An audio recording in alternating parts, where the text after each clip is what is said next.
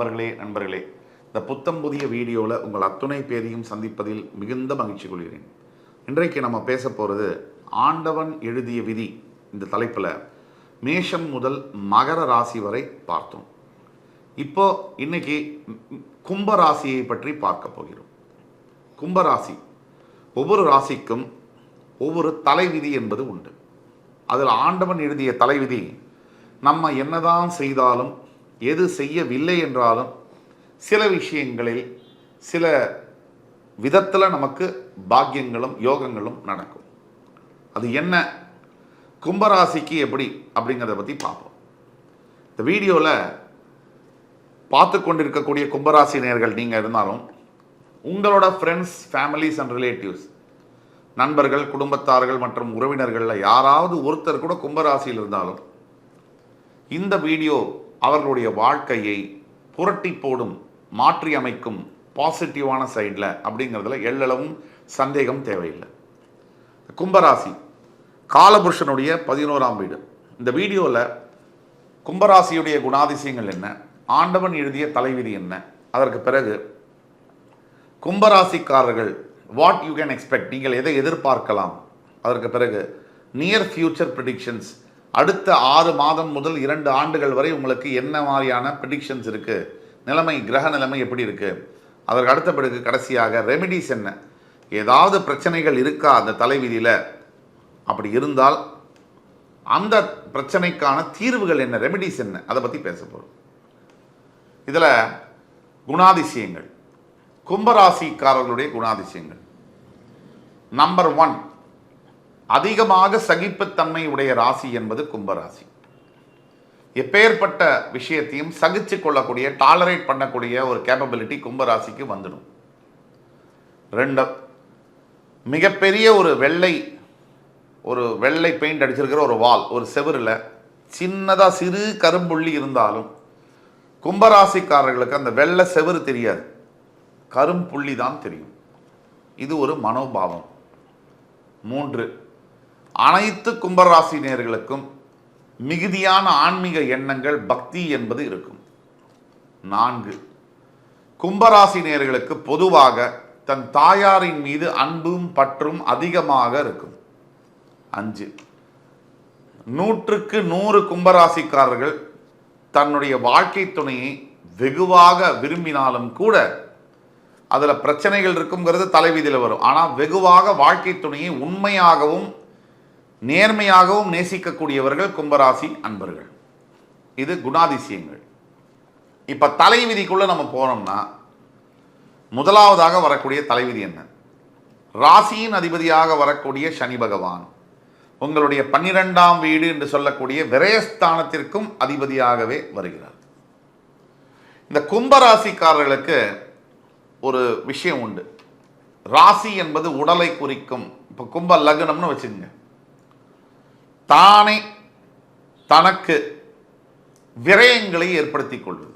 விரயம்னா நஷ்டங்கள், பிறரால் வரக்கூடிய நஷ்டங்கள் என்று உண்டு, நம்மாலேயே நமக்கு வரக்கூடிய நஷ்டங்கள் என்று உண்டு. இந்த வீடியோவில் நம்ம வெளிப்படைத்தன்மையோடு பேசுகிறோம். பல பேருக்கு பிடிச்சிருக்காது, சில பேருக்கு பிடிக்கும், பல பேருக்கு பிடிக்கும், சில பேருக்கு பிடிச்சிருக்காது. அதை பற்றி எந்த கவலையும் இல்லை. உண்மையை உரக்கச் சொல்வோம். கும்பராசினியர்கள் தானே தனக்கு நஷ்டத்தை ஏற்படுத்தி கொள்ளக்கூடிய தலைவிதி என்பது உண்டு.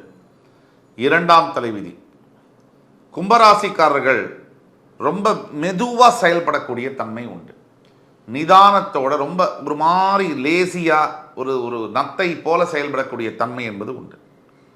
3ஆம் தலைவிதி, நேர்மறையான எண்ணங்கள் கும்பராசிக்காரர்களுக்கு அதிகமாக மனதில் எழும். 4ஆம் தலைவிதி, சில நேரங்களில் தானே தன்னை வெறுக்கும்படியான சூழ்நிலைகளும் கும்பராசிக்காரர்களுக்கு வரும். 5ஆம் தலைவிதி, அனைத்து கும்பராசினியர்கள் 95% குற்றம் குறைகள் என்றால் முதலில் தன் கண்ணுக்கு தெரியும்.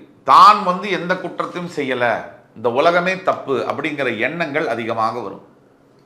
டிட்டாச்மெண்ட் என்று சொல்லக்கூடிய எல்லாத்தையும் வெறுத்து ஒதுக்கக்கூடிய தன்மையும் கும்பராசினியர்களுக்கு குணாதிசயமாக வரும். இது தலைவிதி.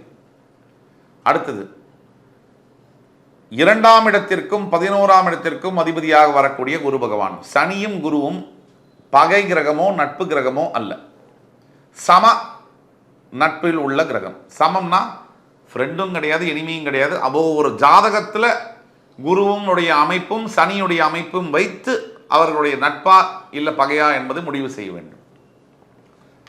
தனஸ்தானத்துக்கு தனகாரகனான குரு பகவானே அதிபதியாக வருவதனால் அது காரகோ பாவனாஸ்தியாக வரக்கூடிய வாய்ப்புகள் உண்டு.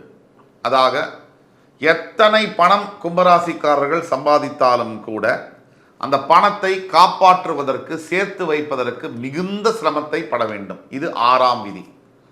7ஆம் தலைவிதி 11ஆம் இடத்தில் இருக்கக்கூடிய குரு பகவான் மிகப்பெரிய பண லாபத்தை 40 வயதிற்கு மேல் ஏற்படுத்துவார். இது 7ஆம் விதி.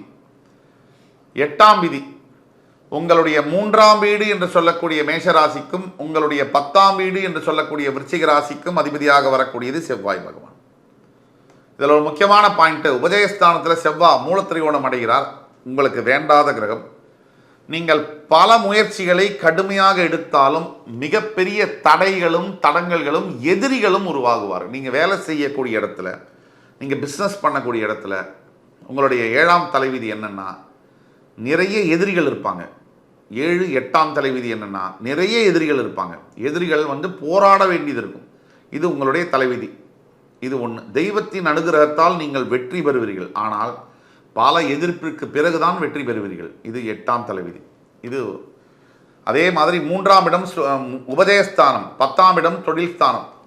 உபஜயஸ்தானத்தில் செவ்வாய் பகவான் மூலத்திரிகோணம் அடைவதால் சில தேவையற்ற நண்பர்களின் மூலியமாக உங்களுடைய 8ஆம் தலைவிதி என்னன்னா கும்பராசிக்கு நண்பர்கள் மூலியமாக மிகப்பெரிய ப்ராப்ளம்ஸ் வரக்கூடும். வம்பு வழக்கு அடிதடி ரகளைகள் வரக்கூடும். இது 8ஆம் தலைவிதி.